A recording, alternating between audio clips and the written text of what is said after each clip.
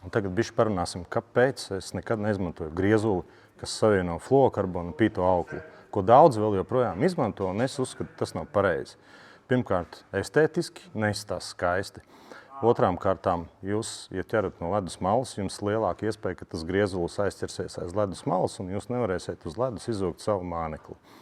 Otrām kārtām, arī, teiksim, ja jūs cīnaties uz zivs, gadās aiziet auklē aiz koka vai starp akmeņiem, tad viņai ir lielāka iespēja tam griezulim aizķerties gan aiz tā koka vai starp akmeņiem un norauties. Trešām kārtām, spiningojot mazās upēs, kad, teiksim, ir upē kaut kādas vietas, kur ir ierobežotas metiena iespējas, ja?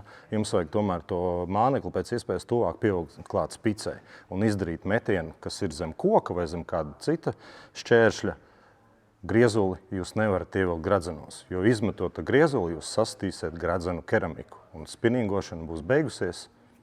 Tā kā nesienam griezuli, sienam mezglus. Ātri, viegli, forši, skaisti uzsienam mezgliņi, dodamies makšķerēt. Ne asakas, tiekamies pie ūdeņiem.